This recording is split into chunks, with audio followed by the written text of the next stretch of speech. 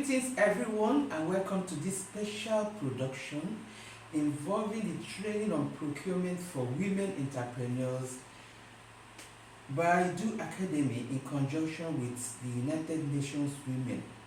This is an initiative to empowering women through different development projects and programs to give them independence and confidence to own their various businesses and practice it accordingly. So today I'm going to be talking on a special topic, and I have some guests with me here, the young people of Nigeria who are going through a lot, just like everyone of us is going through, and they are struggling young people trying to be independent on their own, and they are aspiring to be big entrepreneurs in the future. So the future of our country is rests on them. So before I introduce this topic, I would like to introduce my guests in the house. From my immediate left, I have Chobena Namani. He's an entrepreneur, like I said before. So Chobena, welcome to the program. Thank you very much. On my immediate right, I have Ogechukwu Ebom.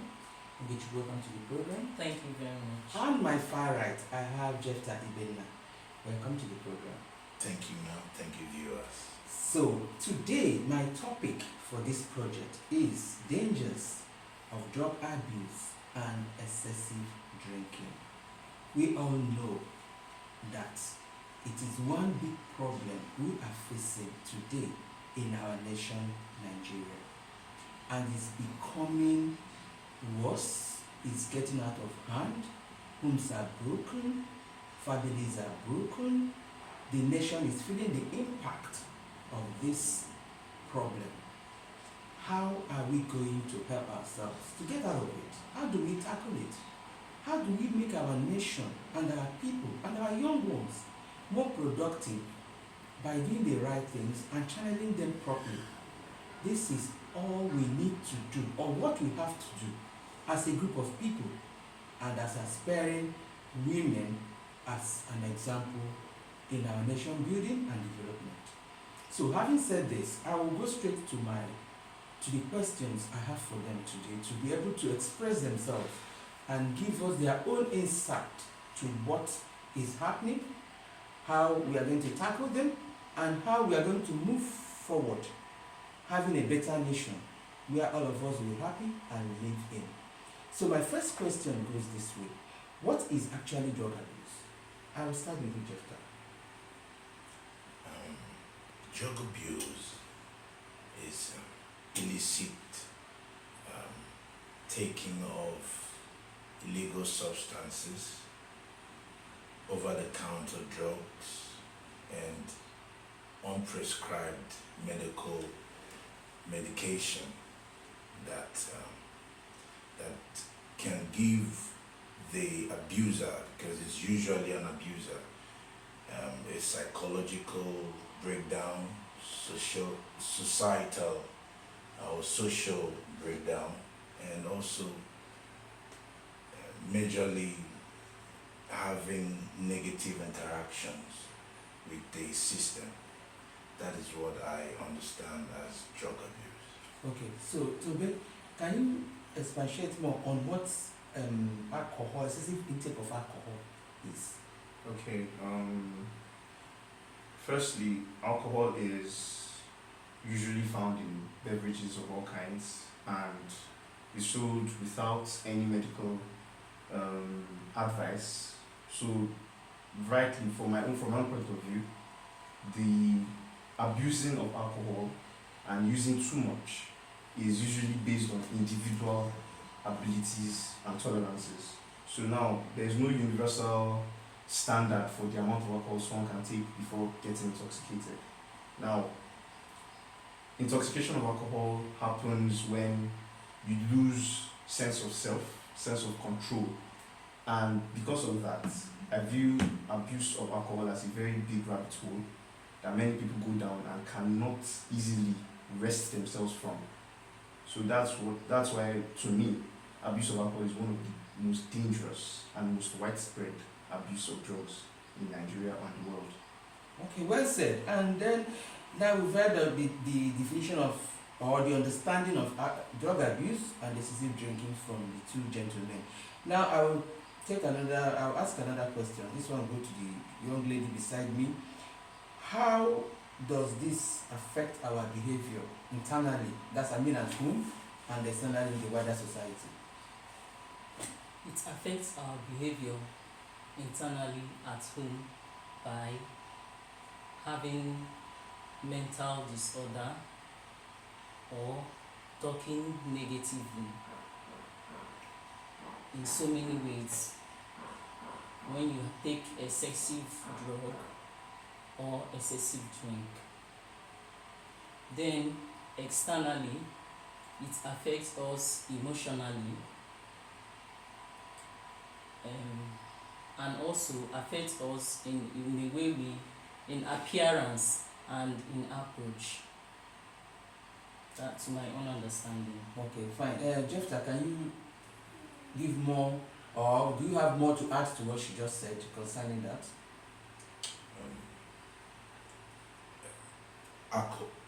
Drug abuse, it affects us in ways whereby, for example, alcohol is a kind of maybe a drug abuse too, and it has this dipsomania where you fall into unnecessary unconsciousness, you hallucinate, you have to go on, having negative interactions with your body system, and it goes way long than just the physical or immediate effect, because you have your kidney, liver, your heart functions in danger, and it's something that kind of it alters the behavioral pattern of someone who should have focus and direction on what to do and where you're going. Okay. Yeah. So, to be anything to add to that? When it comes to what I feel when it comes to drug abuse is that apart from the physical and health hazards they pose, there are also psychological trauma that is pushed on the families and close relatives of the abuser, which most times in society, even in advanced countries, is not addressed. We just focus on what has gone wrong with the abuser and try to help them, but we do not always remember that there are children, there are loved ones, there are women that are around them that go through some sort of trauma due to the abuse of those drugs, and those type of trauma always have far-reaching consequences, especially in those children. When they grow older, they might develop hatred for alcohol completely, or become abusers themselves. By what you just said, is the truth be told, most times the person abusing the drug, the abuser, is not the person that receives most battery. Yes. Is the person, The people around, people within the vicinity. Like we are told that the smokers are not the ones that suffer. The inhalers are the people that suffer most effect than the smokers. It's even more dangerous to those around who inhales it than those who are taking it. And that's why in public places they are written no smoking, no this, no alcohol. These things are there. But you put the way you have presented it, the people beside them are the ones even suffering more. So they need help, Yes. psychologically, mentally, and otherwise. So whatever we are doing, we should always remember we are not the only ones suffering it. So how do we? This will take me to the next, my next question, which is there any benefit in abusing drugs and excessive drinking? Any of you can take that. Okay, in a short answer, no, there's no benefit. But we all know that when it comes to the human condition, everything is complicated. So for someone who abuses alcohol, eventually they get addicted. And when you're addicted to something, you do not make rational decisions based on those things. Now, you might know or feel that the alcohol you're taking is affecting your family, is affecting your loved ones, but the problem is you are addicted. So even though it's detrimental to everything you want and everything you do, you will still take it. And from my readings and things I've watched, rehab centers that are there to help people when they fall into alcoholism or drug abuse, to a very low degree, are actually effective in stopping them from taking whatever they're taking. So And in essence, it's individual decision. yes, No it's matter a what personal you do, decision. nobody can do Nobody it for can you, stop but you have to do it yourself. Yes, you Okay? have to do Right. it yourself. So when you take that into consideration, you realize that, in essence, if the person never realizes that what they are doing is affecting everybody badly and affecting them too, they will never stop. No matter how bad it gets, they will never stop Until they go to the until end. they either kill themselves or get institutionalized. They never stop. It's So serious. that's what I see. So, Ngich, what do you want to have to say to that?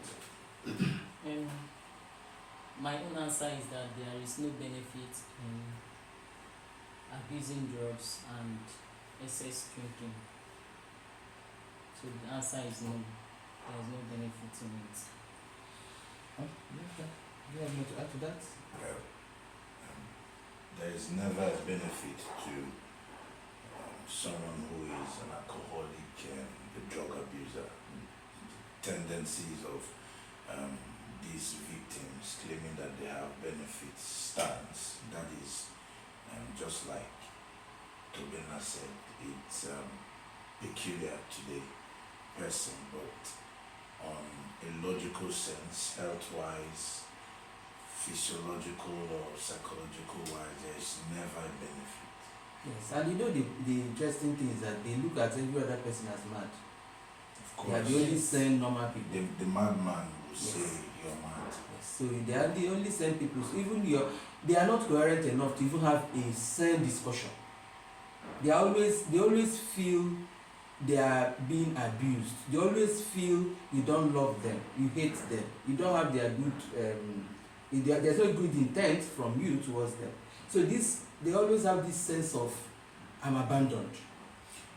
That is for the ones that have the effect of their abusing, the medication or whatever alcohol they're taking. That is when it has a physiological or physical damage. It's showing, the effect is showing.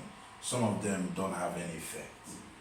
Okay. Some of them still never show incoherent speeches. Some of them you will never say this person is an abuser of any form of illicit drugs, but the organs suffer. So at the long run, some of them get to abuse or have the effect internally than showing on their physiological body. But from studies carried out, we found out that most of them have this sense of entitlement behavior. They So, carry it.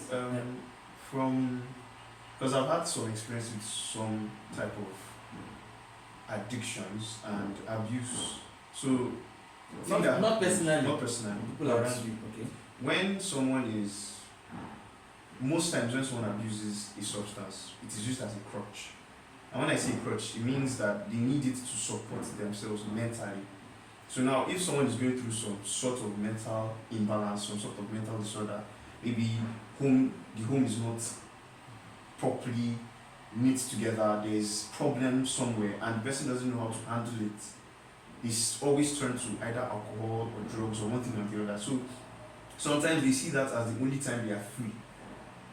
Now, someone that is addicted to that kind of freedom, because in their eyes it's freedom. They do not see that they are in squalor. They do not see that they are drunk. They see that they are free. Now, someone that is addicted to that freedom, when you try to tell them that, oh, this thing you're doing is hurting yourself or hurting everyone around you, they do not see it in that light. They see it as you are trying to take away the only thing they have that they can lean on, something that can provide them respite, and you're trying to take that away from them. So when you look at it from that angle, you realize that that is part of the difficulty in removing an addiction from someone. And that's why you see many rehab centers try to redirect the addiction instead, as opposed to removing the addiction. So they try to direct the person to something else and make the person addicted to doing that thing. In order to remove yes, the negative. They try and main create problem is not solved. Yes, they It's try to just create a finding positive. smoke effect. Yes. They try to create a positive addiction as Yeah. opposed to a negative addiction. But addiction in itself is negative. Yes. So, Uchuku, as a woman, how do you, or what do you think, how does it affect women in general? How does it affect them? As far as that, in homes especially. Okay, in homes, cases of drug abuse can affect women internally. Like I'm talking about their organs. For example, it can damage their womb, their uterus, and other organs in their body, which will result to inability of intake, getting pregnant, or inability of handling, taking care of things, because it will result in them being always tired to handle things as a woman in the house because of excessive intake of drug. Okay, so having said all this, we know that how there's nothing we can do about trying to paint any picture that will support it, because it's all negative. What we should do as people is to aspire to make it, or get ourselves educated to the point where we can assist people around us, externally and internally, get out of it, instead of being angry or condemning. Because most times in our nation, what we do is to condemn. We don't prefer solutions. Yes. Instead, we blame, we Yeah. fight, we do things that are not helpful, or we want to disassociate ourselves with Yes. those people, family, friends. We don't want to be associated with them. If they ask you, do you know this? No, I don't know, I've never seen that person. That is our attitude. But we have to change that attitude as people if we want to actually curb or stop this drug abuse and excessive drinking. That way, we can build better homes, nations, and what have you. Okay, going to my last question is, okay, sorry, not my last question, but towards the last question, because we have to round up this particular edition. Who stands to lose or benefit? Is it the individual, the home, or the society? Who stands to lose if we continue on the trend we are now of the drug abuse and alcohol abuse? Because we are seeing it happening every day in our nation. It's something else. We are seeing what is going on. So, Jephthah, what do you have to say to this? Who stands to lose? Like they say, charity begins at home. It's never only for the positive. As much as this is a negative effect in the demographic society, it usually rubs off a very denting image of the family of the addicted victim.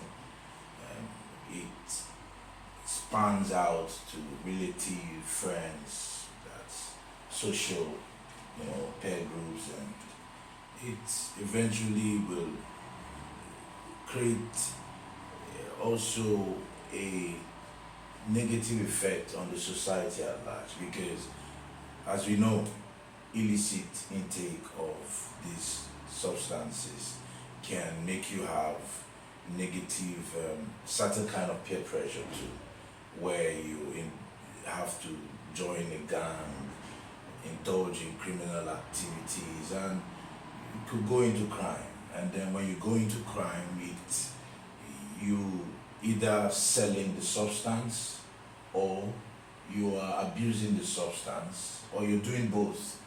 And it rubs off on the society, especially when in this side of the country where there is no government, do not see any positive call, to hold down, to clamp down any form of, or put down regulations to hold this thing, to contain it. Because sometimes in everything that has negative effect, there could be positivity. We've seen developed countries trying to use drug abuse for their own good. It helped, but just like he said, there's a smoke effect. Here we don't have such advanced, will I say, mentality or regulation. So it usually affects the society, especially in this demographic region, Africa or Nigeria at large. It must and it will affect the society. Okay. So, what do you say to this? He has said most of it, but I'm sure you have one or two things to put. An addictive person can affect homes.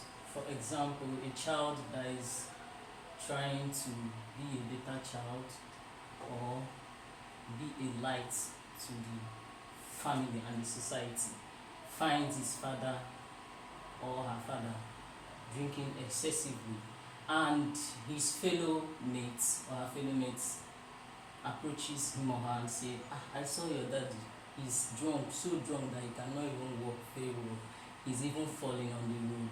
Psychologically, it affects the child mentality. The child will not be able to reason straight, and most of them, it leads them to entering into depression, because at this point they see it that they cannot talk to their father, seeing it that is the role in the family, he's the pillar. So him or her will be like, how will I talk to my dad? He's supposed to live as an example, but whereby he's not living as an example, it leads the child into staying on her own, living his or her life in a way that suits him or her, thinking that he's living the right life, not knowing that he is slowly entering into depression states. So psychologically and mentally, the children in the homes are abused too. Yes. Because a form of abuse when you don't set the example, when you are not a role model for them to follow. So today now, what do you have to add to this? They both have spoken very deeply on the effects, both societally and in the family. But I would even like to go broader. I would say, as a nation, when a nation has the bulk of the populace addicted to one thing or the other, addicted to either drinking or drugs, it will affect the nation economically, because now someone that is an addict, there's this thing called high functioning addicts, but they are very few. Most addicts do not function properly. And now when you have bulk of the population addicted to one thing or the other, the workforce suffers.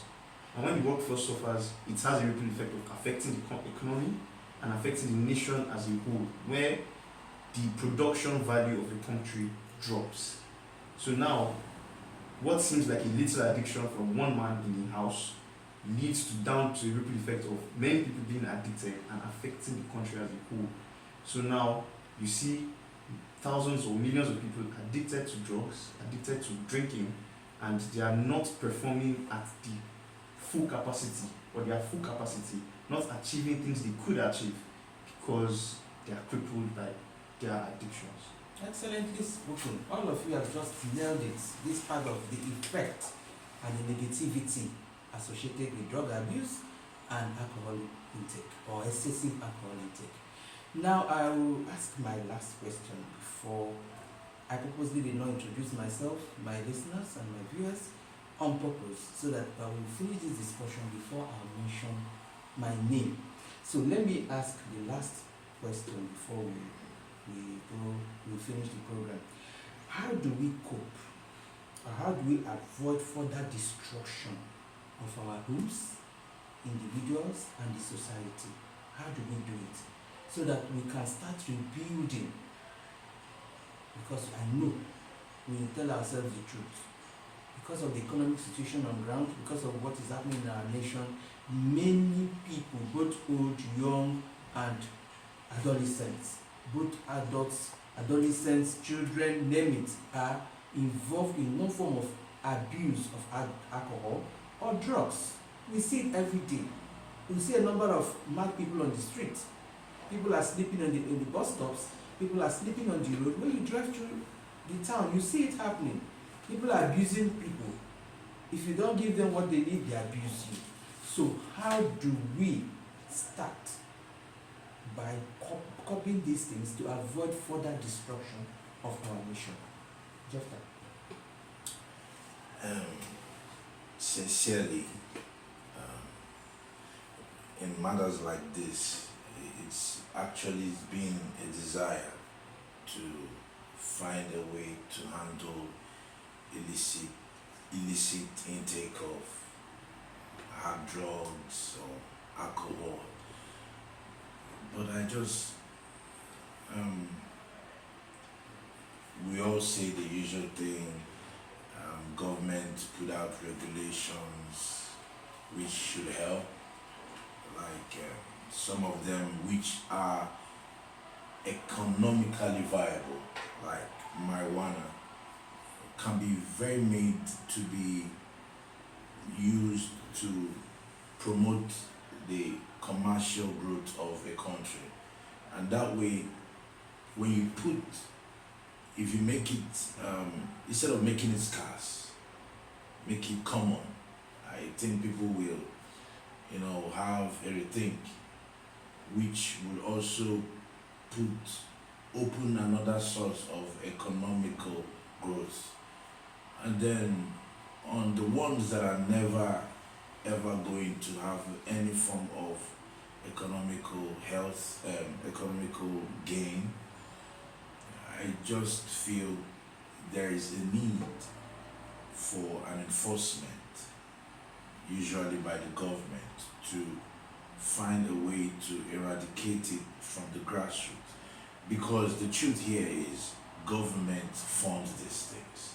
Most of these drugs are imported by government officials, like politicians. They work in the public office, business people who have alliances with these dirty politicians. So they go into this underground business, introduce it into the society, and the gullible ones, or the ones that are not mentally stable, will I say, who have poor upbringing, or probably who have to face societal or peer pressure, they go into these things. You find it is very difficult, except there is always will be this constant awareness from the home, by parents, by older ones who are more sensible to understand. Victims who have also found a way to evade or grown off this addiction should start coming up to speak up. Sometimes it takes a criminal to catch a criminal, so it could also take an addict to help relieve addiction of all these victims of drug abuse.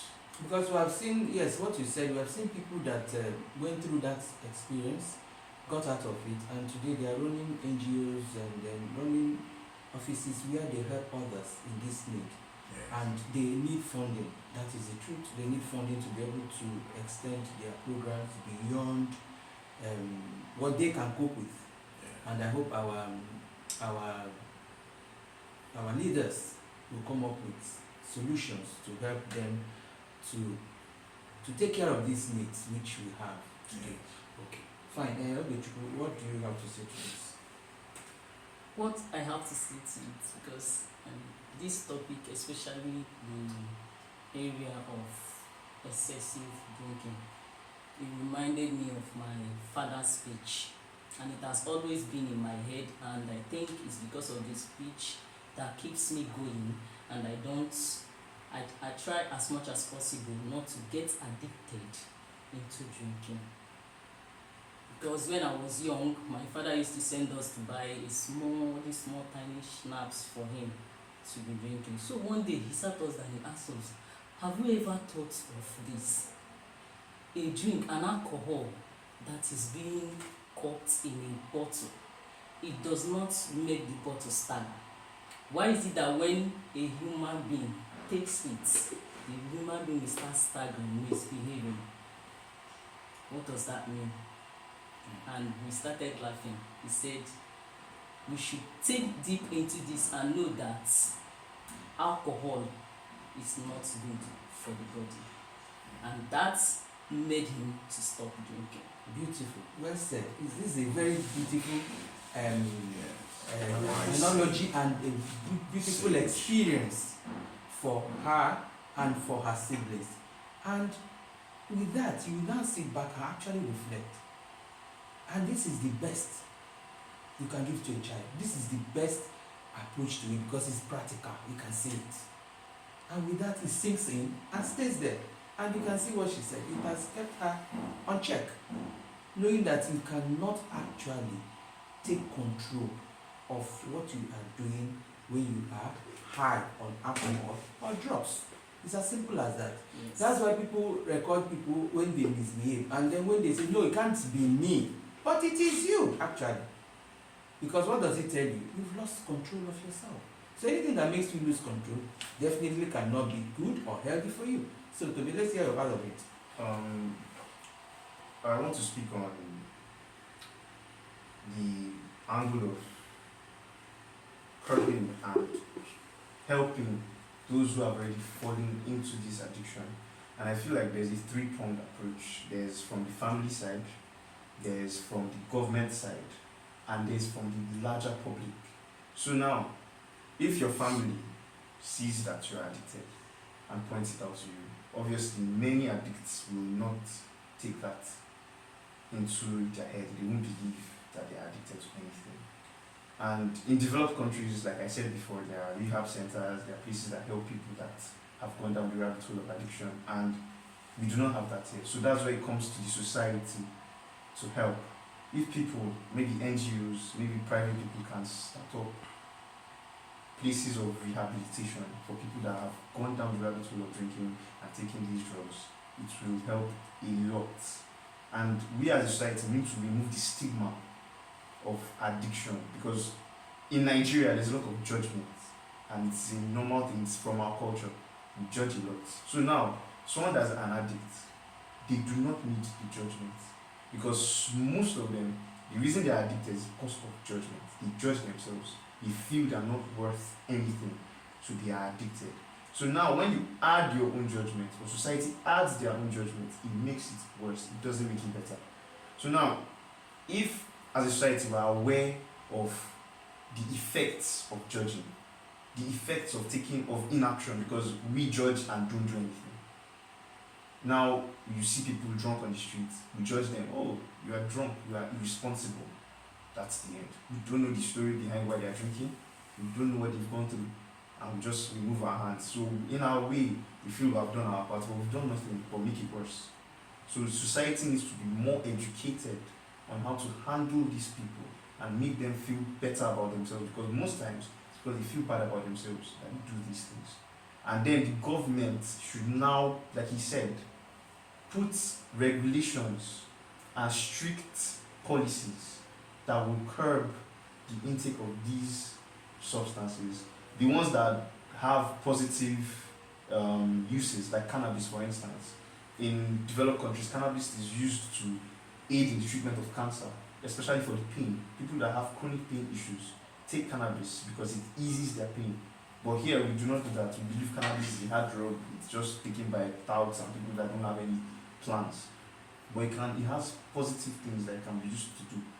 So if we can harness the use of some of these hard drugs in quotes and try to crack down very hard on those ones that have little to no positive uses, it will go a long way in healing our country. Like codeine and the rest. That we know that. That's the codeine too has positive uses, but it's abusing codeine. That is So it. now, look, like, sorry to interrupt you, like you said now, codeine. In some countries, codeine is strictly regulated. You cannot get codeine over the counter. You would only need a doctor's prescription to get codeine. But in Nigeria, like I said, we are behind. We do not have those type of things here. Yes, you People can just go to the pharmacy and buy. codeine. Yeah, you want to add something Like, to it? there was something he was saying that struck me. But this more like a rhetoric question or statement. You have breweries majorly on alcohol because sometimes hard drugs is fueled by alcohol.